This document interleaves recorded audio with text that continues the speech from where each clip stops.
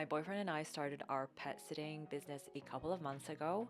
Since then, we've had over 10 dogs in our home, and I can say that each experience was unique in their own way. The past few months have been very enlightening. Taking care of each dog taught us a lot on what kind of mistakes dog parents do.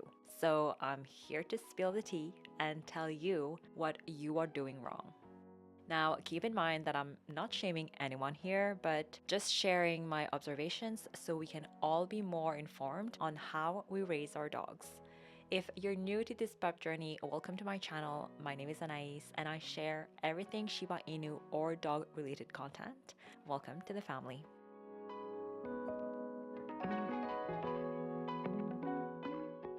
A bunch of you are already familiar with this, and if you're not, then we have a big problem. No, seriously, socializing is one of the foundations you are responsible for building as a dog parent. This starts before you get your own pup.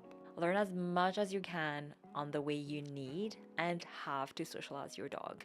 I recommend getting your information from various sources and also consult a dog professional if you can. Some of the pups we had over lacked socializing big time, which triggered serious reactions, including fear, anxiety, barking. Now, mind you, we didn't have any big incidents, but this is something we do need to be prepared for.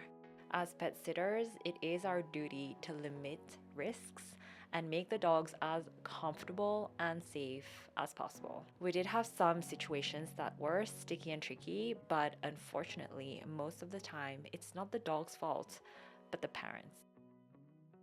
This breaks my heart because getting a dog isn't just cute or Instagrammable, but it is also a responsibility you are taking.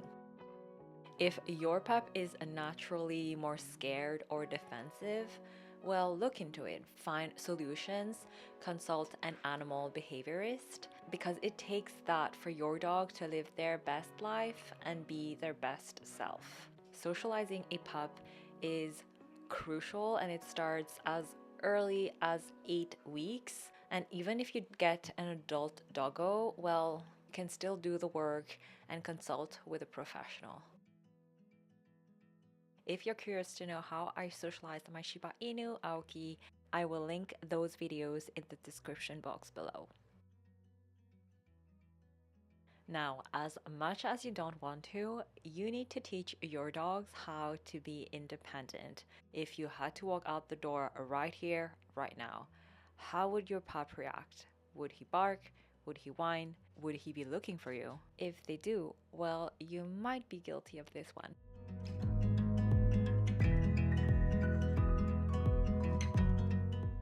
So many times we see that the dogs we have over cannot be left alone for over a couple of hours because they're not used to it. It's undeniable our post-COVID lives do directly affect our dogs. A lot of us are working remotely, thus making it more difficult to let our dogs be alone for long periods of time. Don't get me wrong, I love having my pup around all day long. He gives me moral support and love whenever I need it. The thing is, emotionally dependent dogs also tend to have increased anxiety, ultimately affecting their physical and mental health. The aim is to have balanced dogs, which is easier to achieve in theory, but challenging in practice. If you are at home most of the time, consider letting your pup at a friend's, family, or at a daycare so that they can be away from you. That's a great first step. Then increase the time you leave the house without them. Do grocery shopping, go to the cinema, and you can start with a small window as little as 30 minutes.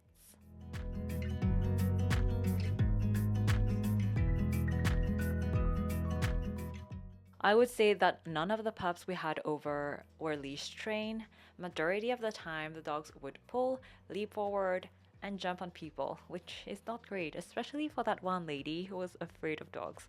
Sorry, ma'am. All in all, it would be tough to walk them in an orderly fashion. To be fair, Aoki is not the expert or the best. He has his moments, but It is manageable, I guess, because we know him so well. Something to note though is that leash training isn't just for your comfort. It is something you need to teach your dog to keep them and others safe. Restraining your dog from pulling increases chances for incidents. They might run away from a situation they're not comfortable with. Your dog might also cause an incident with bikes, other dogs, and children around.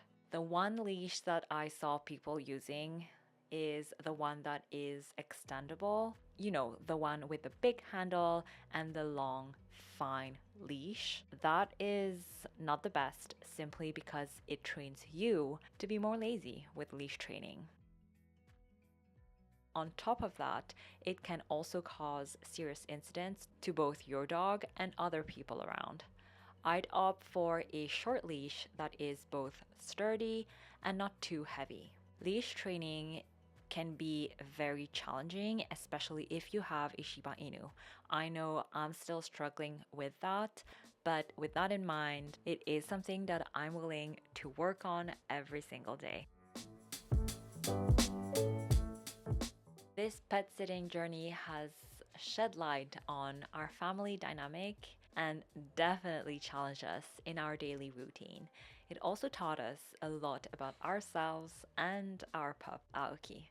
Most importantly, we get to meet such amazing pups that it gives us the opportunity to get a hands-on experience with a variety of breeds, which is rare as a regular dog parent or an aspiring one.